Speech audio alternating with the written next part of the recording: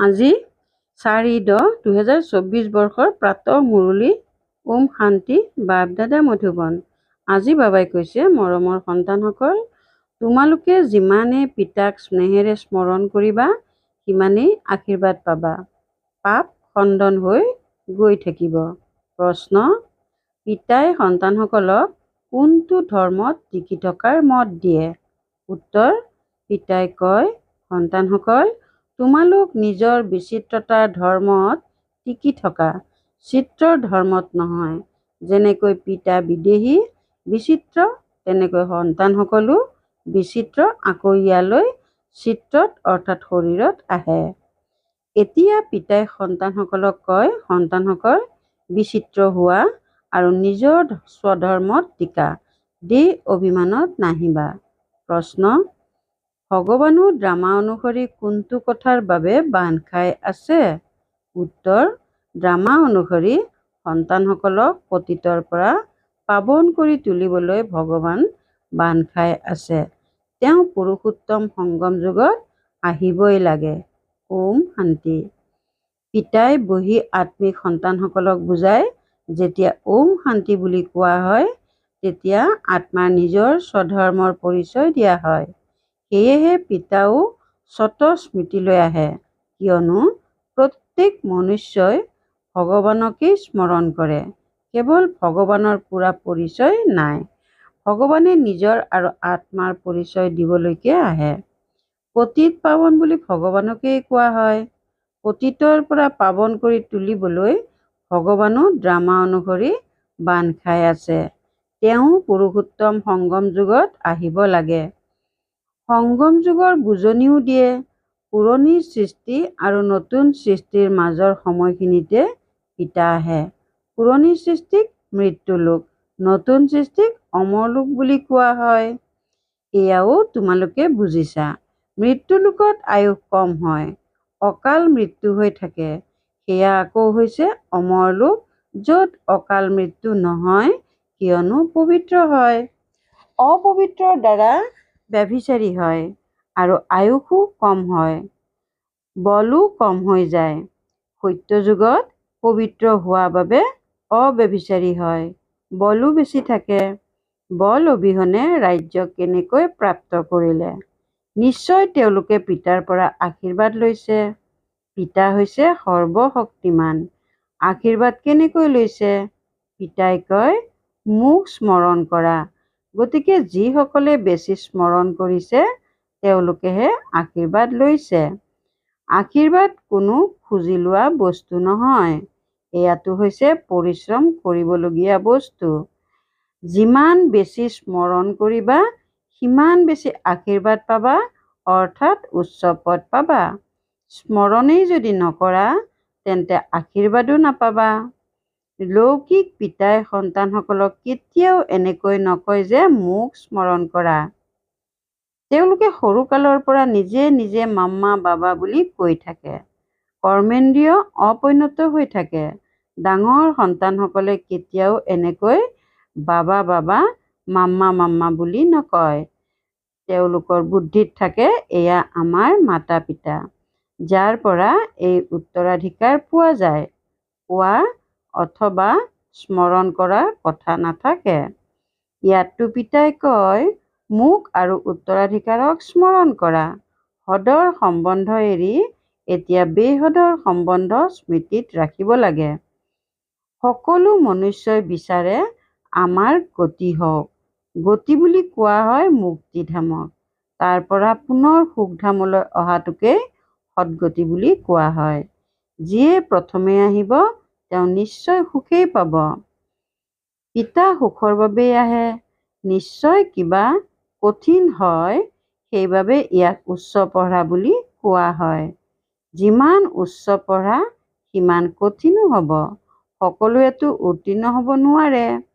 ডাঙৰতকৈও ডাঙৰ পৰীক্ষাত বহুত কম শিক্ষাৰ্থী উত্তীৰ্ণ হয়, কিয়নো ডাঙৰ পৰীক্ষাত উত্তীৰ্ণ হ'লে চৰকাৰে বেতনো অৰ্থাৎ চাকৰিও বহুত দিবলগীয়া হয়। কিছুমান শিক্ষাৰ্থীয়ে ডাঙৰ পৰীক্ষাত উত্তীৰ্ণ হৈও এনেয়ে বহি আছে। চৰকাৰৰ ওচৰত ইমান পইচা নাই যে বেছি বেতন দিব। ইয়াততো পিতাই কয়, যিমান উচ্চ পঢ়িবা সিমান উচ্চ পদ পাবা। এনেকুৱাও নহয় যে সকলো ৰজা বা ধনৱান হ'ব। সকলো নিৰ্ভৰ কৰে পঢ়াৰ ওপৰত। ভক্তিক পঢ়া বুলি কোৱা হয়। ভক্তিক পঢ়া বুলি কোৱা নহয়, এয়া হ'ল আত্মিক জ্ঞান, যি আত্মাৰ পিতাই পঢ়ায়। কিমান উচ্চ পঢ়া! সন্তানসকলৰ কঠিন লাগে, কিয়নো পিতাক স্মৰণ নকৰে। সেয়েহে চৰিত্ৰও শুধৰণি নহয়। যিয়ে ভালকৈ স্মৰণ কৰে তেওঁলোকৰ চৰিত্ৰও ভাল হৈ গৈ থাকে, বৰ অমায়িক সেৱাধাৰী হৈ গৈ থাকে। চৰিত্ৰ ভাল নহ'লে তেতিয়া কাৰো পচন্দও নহয়। যিসকলৰ উত্তীৰ্ণ নহয় তেওঁলোকৰ নিশ্চয় চৰিত্ৰত দোষ আছে। শ্ৰী লক্ষ্মীনাৰায়ণৰ চৰিত্ৰ বহুত ভাল আছিল। ৰামৰ দুটা কলা কম বুলি কোৱা হ'ব। ৰাৱণ ৰাজ্যত ভাৰত অখণ্ড হৈ যায়। সত্যখণ্ডততো অলপো অসত্য থাকিব নোৱাৰে। ৰাৱণ ৰাজ্যত হৈছে অসত্যই সত্য। অসত্য মনুষ্যক দৈবী গুণধাৰী বুলি ক'ব নোৱাৰি। এয়া হ'ল বেহদৰ কথা। এতিয়া পিতাই কয়, এনেকুৱা অসত্য কথা কাৰো পৰা নুশুনিবা আৰু নিজেও নুশুনাবা। একমাত্ৰ ঈশ্বৰৰ মতকে বিধিসন্মত মত বুলি কোৱা হয়। মনুষ্যৰ মতক নীতি বহিৰ্ভূত মত বুলি কোৱা হয়। বিধিসন্মত মতৰ দ্বাৰা তোমালোক উচ্চ হোৱা, কিন্তু সকলো চলিব নোৱাৰে, সেয়েহে নীতি বহিৰ্ভূত হৈ যায়। কোনোৱে পিতাৰ আগত প্ৰতিজ্ঞাও কৰে, বাবা ইমান বয়সলৈকে মই নীতিৰ বহিৰ্ভূত কাম কৰিলো, এতিয়া নকৰোঁ।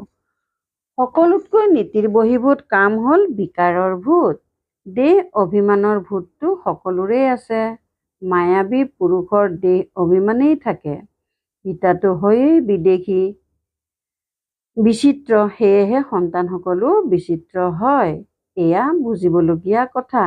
আমি আত্মাসকল হৈছোঁ বিচিত্ৰ, পুনৰ ইয়াত চিত্ৰত অৰ্থাৎ শৰীৰত আহোঁ।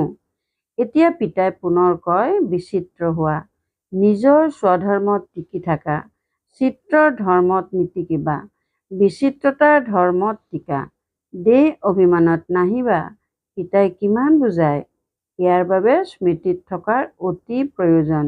পিতাই কয়, নিজক আত্মা বুলি বুজি মোক স্মৰণ কৰা, তেতিয়া তোমালোক শতপ্ৰধান পবিত্ৰ হৈ যাবাগৈ। অপবিত্ৰতাত যোৱা বাবে বহুত শাস্তি খাবলগীয়া হয়।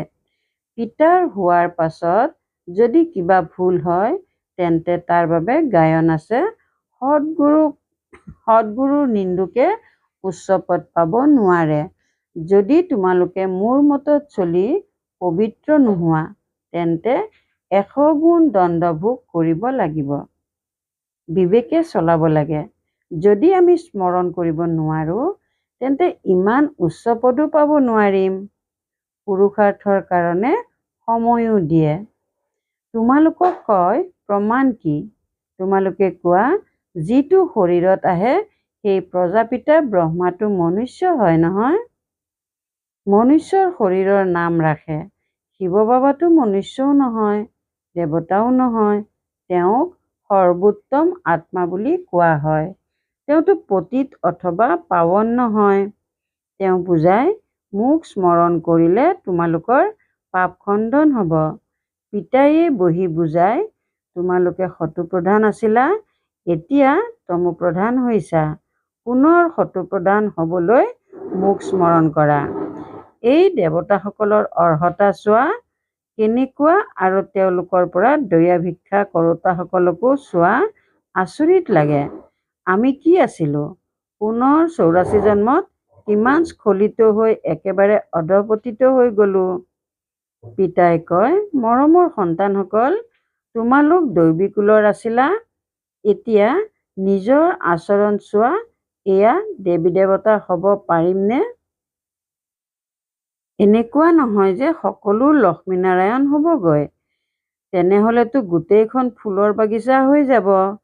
শিৱ বাবাক কেৱল গোলাপ ফুলহে অৰ্পণ কৰিব লাগে, কিন্তু নহয়, অক ফুলো অৰ্পণ কৰে। পিতাৰ সন্তানসকল কোনোবা ফুলো হয়, কোনোবা অক ফুলো হয়। উত্তীৰ্ণ অনুত্তীৰ্ণতো হয়েই। নিজেও বুজে যে মইতো ৰজা হ'ব নোৱাৰিম।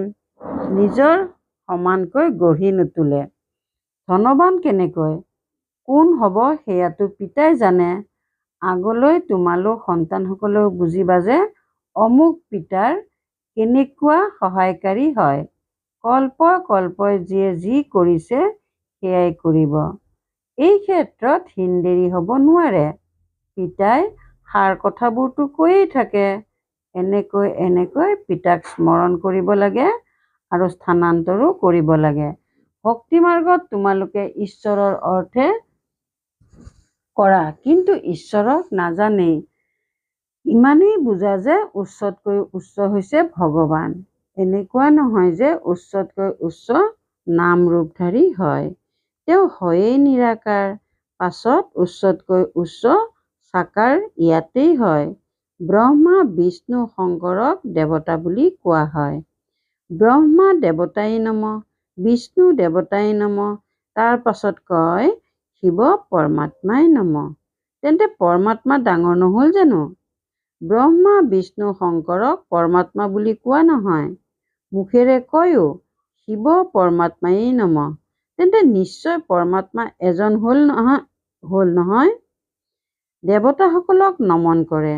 মনুষ্য লোকক মনুষ্যই বুলিয়েই ক'ব।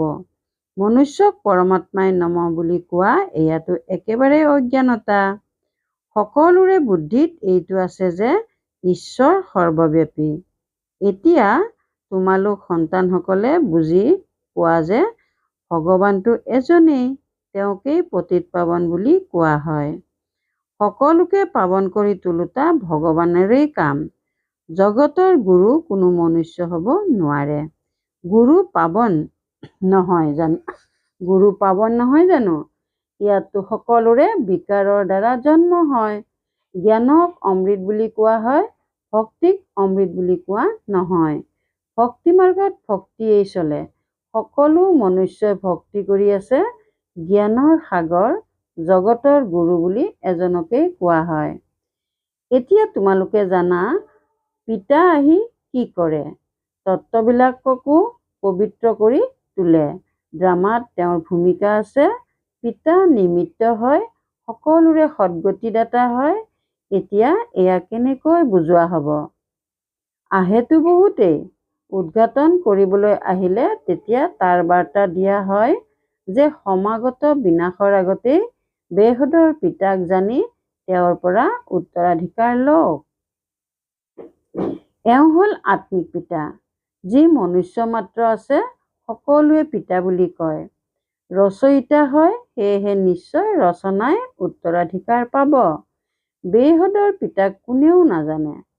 পিতাক পাহৰি যোৱা এয়াও নাটকত নিৰ্ধাৰিত হৈ আছে।